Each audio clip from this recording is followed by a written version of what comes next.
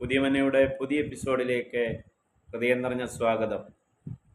നഥനിയേൽ എന്ന വാക്കിൻ്റെ അർത്ഥം ദൈവത്തിൻ്റെ ദാനം എന്നാണ്. നമ്മുടെ ജീവിതത്തെയും നാം പരിശോധിക്കുമ്പോൾ തീർച്ചയായും അറിഞ്ഞ് ആരാധിക്കേണ്ട, ഓർത്തിരിക്കേണ്ട വസ്തുതയാണ് നാമും നമുക്കുള്ളതൊക്കെ ദൈവത്തിൻ്റെ ദാനമാണ്. നമ്മുടെ ജീവിതം ദൈവത്തിൻ്റെ ദാനമാണ്. ജീവിതത്തിൻ്റെ സകല നന്മകളും അനുഗ്രഹങ്ങളും ദൈവത്തിൻ്റെ ദാനമാണ്. നമുക്ക് ലഭിച്ച രക്ഷ, പാപത്തിൻ്റെ മോചനം, താലന്തുകൾ, കൃപാവരങ്ങൾ, ശുശ്രൂഷ, ഇങ്ങനെ സമസ്തവും ദൈവത്തിൻ്റെ ദാനമാണ്. ദൈവത്തിൻ്റെ ദാനമെന്ന് ഉള്ള തിരിച്ചറിവ് നമുക്കുണ്ടായാൽ നാം അത് നമ്മുടെ അധ്വാനത്താൽ നേടി എന്ന വിധത്തിൽ ഒരിക്കലും പ്രശംസിക്കത്തില്ല. മാത്രമല്ല, ഇത് ദൈവത്തിൻ്റെ ദാനമാകിയാൽ ദൈവത്തെ ആരാധിക്കുകയും ദൈവത്തെ സ്തുതിക്കുകയും ചെയ്യും. നഥനിയിൽ നിന്ന് ഉൾക്കൊള്ളുവാൻ കഴിയുന്ന മറ്റൊരു പാഠം, അത്തിയുടെ കീഴിലിരിക്കുന്നവനായിരുന്നു നഥനിയേൽ.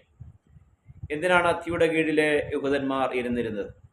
ചൂടേറിയ മരുഭൂമിയിലെ തണൽ ലഭിക്കുവാൻ എന്നതിനേക്കാൾ ഉപരി അത്തിയുടെ കീഴിലിരുന്ന് പ്രാർത്ഥിക്കുന്ന, പാടുന്ന, ദൈവത്തെ സ്തുതിക്കുന്ന, തിരുവെഴുത്തുകളുടെ ചുരുളുകൾ ലഭ്യമായവർ അത് വായിച്ച് ധ്യാനിക്കുന്ന അനുഭവം അവർക്കുണ്ടായിരുന്നു.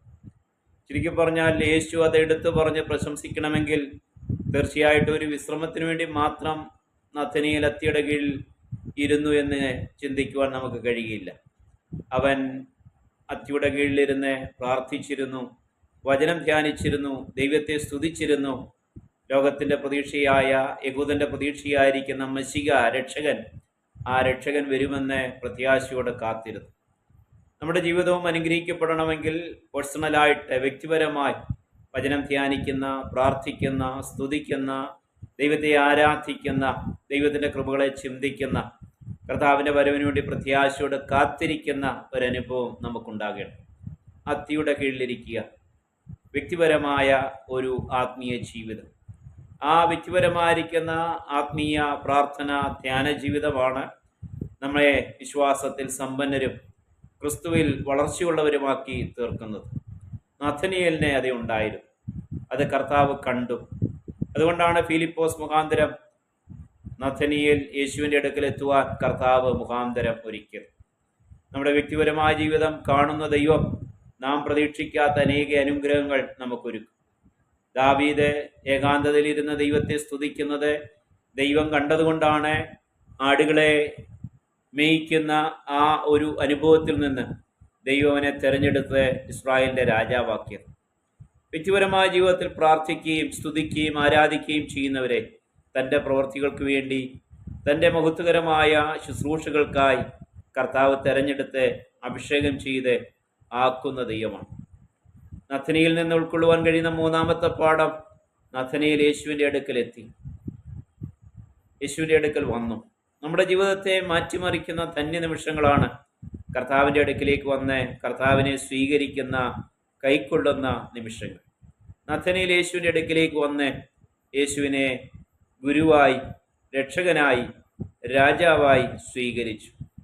കർത്താവുമായിട്ടുള്ള ബന്ധം തുടങ്ങുന്ന ആ ധന്യ നിമിഷങ്ങൾ ജീവിതത്തിൻ്റെ അനുഗ്രഹത്തിൻ്റെ ആദ്യപടികളാണ്.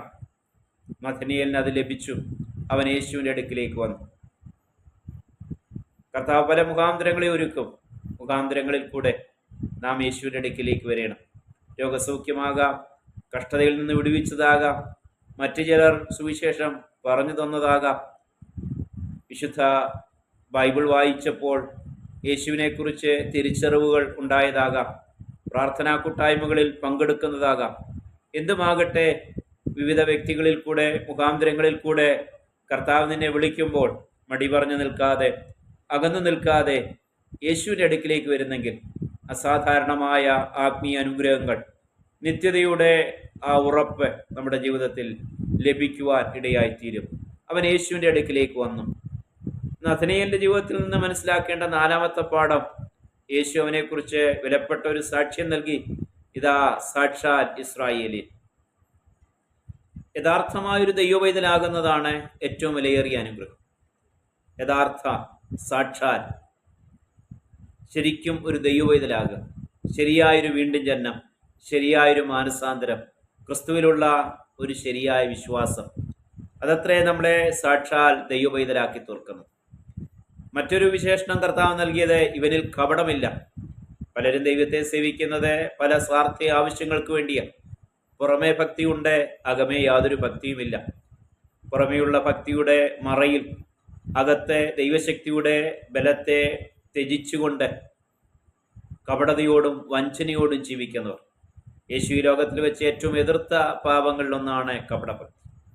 എന്നാൽ നഥനയേലിനെ നോക്കി കർത്താവ് പറയുന്നത്, ഇവൻ സാക്ഷാൽ ഇസ്രായേലിൻ, ഇവനിൽ കപടമില്ല. കപടമില്ലാത്തൊരു ആത്മീയ ജീവിതത്തിനു വേണ്ടി ഒരുങ്ങുക, കപടമില്ലാത്തൊരു ആത്മീയ ജീവിതം നയിക്കുക, നിർമ്മലമായൊരു ആത്മീയ ജീവിതം, അത് ശ്രേഷ്ഠമത്ര. യഥാർത്ഥത്തിൽ ഒരു ദൈവപൈതലായി കപടമില്ലാത്ത ഒരു ആത്മീയ ജീവിതം നയിച്ച് നിത്യതയ്ക്ക് വേണ്ടി ഒരുങ്ങുന്നവനാണ് ഏറ്റവും ധന്യമായ ജീവിതത്തിനുടമ. നഥനയേലിന്റെ മറ്റൊരു വിശേഷണം, നഥനയേലാണ് ശിഷ്യന്മാരുടെ കൂട്ടത്തിൽ ആദ്യമായി യേശുവിനെ കുറിച്ച് കൃത്യമായൊരു വെളിപ്പാട്, കൃത്യമായൊരു ബോധ്യം പ്രഖ്യാപിക്കുന്നു. റബി, നീ ദൈവപുത്രൻ, ഇസ്രായേലിന്റെ രാജാവ്. യേശു ദൈവപുത്രനാണ്, രാജാവാണ്, ഗുരുവാണ് എന്നുള്ള കൃത്യമായ പ്രഖ്യാപനം, ബോധ്യം നഥനയേല് യേശുവിൻ്റെ അടുക്കൽ വന്നപ്പോൾ പ്രഖ്യാപിക്കുകയാണ്, വിളിച്ചു പറയുക. പത്രോസ് യേശുവിനെ കുറിച്ച് ജീവനുള്ള ദൈവത്തിൻ്റെ പുത്രനായ ക്രിസ്തു എന്ന് പറയുന്നതിന് വർഷങ്ങൾക്ക് മുൻപ് തന്നെ, തൻ്റെ ശിഷ്യത്വ ജീവിതത്തിൻ്റെ ആരംഭത്തിൽ തന്നെ, ക്രിസ്തുവിനെ കണ്ടുമുട്ടുന്ന ആദ്യത്തെ ആ സംഭാഷണത്തിൽ തന്നെ നഥനയേൽ തൻ്റെ ബോധ്യം ഉറക്കെ പ്രഖ്യാപിക്കുന്നു. റബി, നീ ദൈവപുത്രനാണ്, നീ ഇസ്രായേലിൻ്റെ രാജാവാണ്. എത്ര ധന്യമായൊരു അനുഭവമാണ് നഥനയേലിനുണ്ടായത്. താൻ വിശ്വസിച്ച് കാത്തിരുന്ന, പ്രതീക്ഷയോട് പ്രാർത്ഥിച്ച് കാത്തിരുന്ന ദൈവപുത്രൻ, ആ ദൈവപുത്രൻ തന്നെയാണ് തൻ്റെ മുൻപിൽ നിൽക്കുന്നത് എന്ന് നഥനയേൽ തിരിച്ചറിഞ്ഞ് വിശ്വസിച്ചത് പ്രഖ്യാപിച്ചു. ഫിലിപ്പോസ് നഥനയേലിനോട് പറയുന്നുണ്ട്, മശികയെ കണ്ടെത്തിയിരിക്കുന്നു, അത് നസ്രയത്തുകാരനായ യേശുവാണ്. നസ്രയത്തിൽ നിന്ന് വല്ല നന്മയും വരുമോ എന്നാണ് ആദ്യം ചോദിച്ചത്. വന്നു കാണുക എന്നുള്ള ഫിലിപ്പോസിന്റെ ക്ഷണമനുസരിച്ച് യേശുവിനെ കണ്ടപ്പോൾ, യേശു നഥനയേലിനെ കുറിച്ച് കൃത്യമായ വെളിപ്പാടും സാക്ഷ്യവും പറഞ്ഞപ്പോൾ, താൻ പ്രതീക്ഷിച്ചിരുന്ന, പ്രാർത്ഥിച്ചുകൊണ്ടിരുന്ന, കാത്തിരുന്ന മശിക തന്നെയാണ് യേശു എന്ന് നഥനയേൽ തിരിച്ചറിയുകയും ആ സാക്ഷ്യം, ആ തിരിച്ചറിവ് സാക്ഷ്യമായി, ബോധ്യമായി പ്രഖ്യാപിക്കുകയും ചെയ്തു. യേശുവിനെ കുറിച്ചുള്ള ശരിയായ തിരിച്ചറിവാണ് നമുക്ക് രക്ഷയിലേക്കുള്ള പാതയൊരുക്കുക. ആ വെളിപ്പാട്, ആ തിരിച്ചറിവ് ശ്രേഷ്ഠമാണ്. യേശു സാക്ഷാൽ ദൈവം, യേശു സാക്ഷാൽ കർത്താവ്, യേശു സാക്ഷാൽ നമ്മുടെ രക്ഷകൻ, യേശു സാക്ഷാൽ മടങ്ങി വരുന്ന രാജാവ് എന്നുള്ള തിരിച്ചറിവ് നമുക്കുണ്ടാകണം. ആ തിരിച്ചറിവ് ഹൃദയത്തിൻ്റെ ബോധ്യമാകണം. അത് അധരങ്ങളിൽ കൂടെ ഏറ്റുപറയണം. അപ്പോൾ നമ്മുടെ രക്ഷ അത് ഉറപ്പിക്കപ്പെടുകയാണ്. നഥനയേൽ ചോദിച്ച ഒരു ചോദ്യം ഫിലിപ്പോസിനോട്, നസ്രയത്തിൽ നിന്ന് വല്ല നന്മയും വരുമോ? നസ്രയത്തിൽ നഥനയേൽ എത്തിയപ്പോൾ അപ്പോൾ നന്മയൊന്നും ചെയ്ത് കാണിച്ചില്ല. എന്നാൽ നഥനയേൽ ചോദിക്കുന്ന ചോദ്യത്തിൻ്റെ 3-ാം ദിവസം യേശു നഥനയേലിൻ്റെ പട്ടണത്തിലേക്ക് ചെന്നു. ഏതാണ് നഥനയേലിൻ്റെ പട്ടണം? യോഹന്നാൻ 21:2 വായിക്കുന്നുണ്ട്, കാനാവാണ് നഥനയേലിൻ്റെ പട്ടണം. കാനാവിൽ നിന്നുള്ളവനാണ് നഥനയേൽ. കനാവിൽ നിന്നുള്ള ഏക ശിഷ്യനും നഥനയേലാണ്. കനാവിൽ നടന്ന കല്യാണം പ്രസിദ്ധമാണ്. ഈ കല്യാണം ആരുടേതാണ് എന്ന് ബൈബിൾ എടുത്തു പറയുന്നില്ല. എന്നാൽ പാരമ്പര്യ ചരിത്രരേഖകൾ അനുസരിച്ച് ഇത് നഥനയേലിൻ്റെ വിവാഹമാണ്. അങ്ങനെയാണെങ്കിൽ, അത് സത്യമാണെങ്കിൽ, നഥനയേൽ ചോദിച്ച ചോദ്യത്തിന് ഉത്തരം യേശു നൽകുന്നുണ്ട്. നസ്രയത്തിലല്ല നൽകിയത്, നഥനയേലിൻ്റെ പട്ടണത്തിൽ. പലപ്പോഴും നാമും ചിന്തിക്കുന്നത് ഉന്നതന്മാരുടെ പട്ടണത്തിൽ, വലിയ ദൈവദാസന്മാരുടെ സഭയിൽ, വലിയ പട്ടണങ്ങളിൽ, വലിയ സ്ഥലങ്ങളിൽ വലിയവരുടെ ജീവിതത്തിൽ അത്ഭുതങ്ങൾ നടക്കുമെന്നാണ്. പക്ഷെ നമ്മുടെ ചെറിയ ജീവിതത്തിലേക്ക് ഇറങ്ങി വന്ന് അവിടെ അത്ഭുതം ചെയ്യുന്നവനാണ് നമ്മുടെ യേശു. നമ്മുടെ ചെറിയ കുടുംബത്തിൽ, ചെറിയ ജീവിതത്തിൽ, നമ്മുടെ ചെറിയ പ്രവർത്തന സ്ഥലത്ത്, നമ്മുടെ ചെറിയ സാധ്യതയ്ക്കുള്ളിലേക്ക് ഇറങ്ങി വന്ന് അവിടുത്തെ കുറവുകളെ പരിഹരിച്ചുകൊണ്ട് അത്ഭുതങ്ങൾ, മഹാത്ഭുതങ്ങൾ ചെയ്ത് നമ്മുടെ ജീവിതത്തെ ധന്യമാക്കുവാൻ, അനുഗ്രഹമാക്കുവാൻ യേശുവിന് കഴിയും. നഥനയേലിൻ്റെ വിവാഹ ജീവിതത്തിലെ, അല്ലെങ്കിൽ ആ വിവാഹ വിരുന്നിലെ കുറവ് യേശു പരിഹരിക്കും.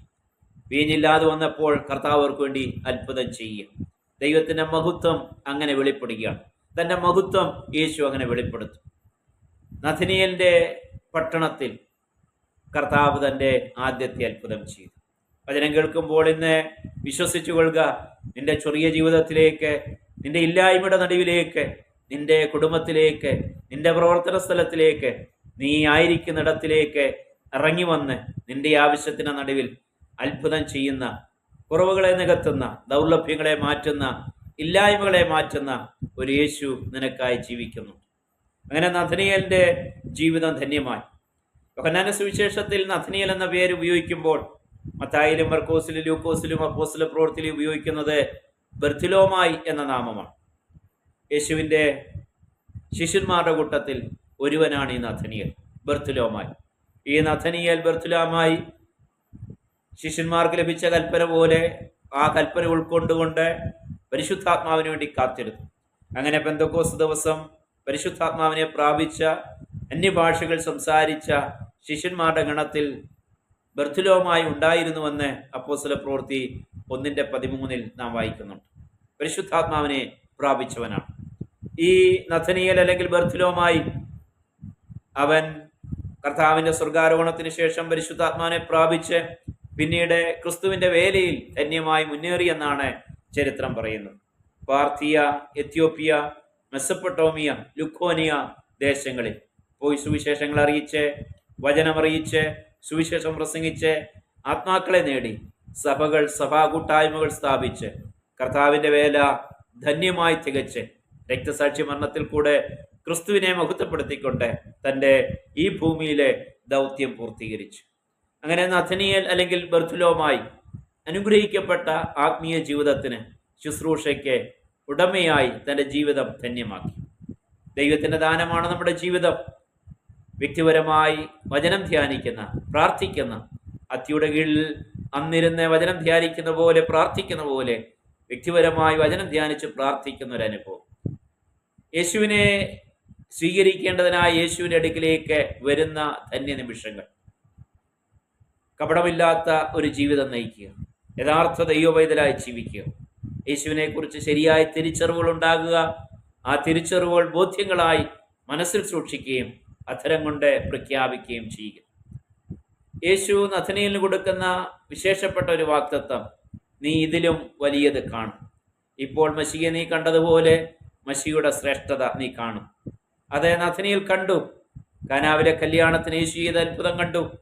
പച്ചവെള്ളത്തെ വാക്കുകൾ കൂടാതെ തന്നെ രൂപാന്തരപ്പെടുത്തുന്ന യേശുവിൻ്റെ അത്ഭുത പ്രവൃത്തി. പിന്നീട് അങ്ങോട്ട് ഏകദേശം 4 വർഷങ്ങൾ യേശു ചെയ്ത നൂറുകണക്കിന്, ആയിരക്കണക്കിന് അത്ഭുതങ്ങൾ സ്വന്തം കണ്ണാലെ കണ്ടു. യേശുവിൽ നിന്ന് ദിവ്യവചനങ്ങൾ നഥനീയേൽ കേട്ടു. യേശുവിൻ്റെ മഹത്തായ ക്രൂശീകരണം, തേജസ്സോടുള്ള ഉയർപ്പ്, മഹത്വത്തോടുള്ള സ്വർഗാരോഹണം, ഇതെല്ലാം നഥനീയേൽ കണ്ടു. ഇതിലും വലിയത്. ഇന്നും ദൈവത്തിൻ്റെ ആത്മാവ് നിങ്ങളോടും പറയുന്നത്, കർത്താവിൻ്റെ അടുക്കിലേക്ക് വന്നാൽ വലിയത്, ഇതിലും വലിയത്, ഇതുവരെ അനുഭവിച്ചതിനേക്കാളും വലിയ നന്മ, വലിയ അനുഗ്രഹം, ഇതുവരെ കണ്ടതിനേക്കാളും അധികം തേജസ്, അധികം ദൈവിക പ്രവൃത്തികൾ നിന്റെ ജീവിതത്തിൽ, നിന്റെ കുടുംബത്തിൽ, നിന്റെ മിനിസ്ട്രിയിൽ അനുഭവിക്കുവാൻ ദൈവം ഇടവരുത്തും. അതിനുവേണ്ടി നമുക്ക് ഒരുങ്ങാം.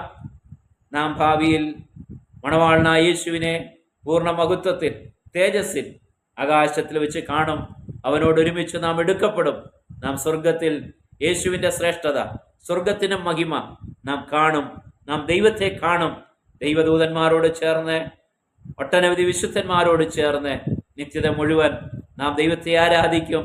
ദൈവം ഏൽപ്പിച്ച പ്രവർത്തികൾ ചെയ്യും. വലിയതിനു വേണ്ടി ഒരുങ്ങാം. കർത്താവ് ഏവരെയും സഹായിക്കട്ടെ. ആമേൻ.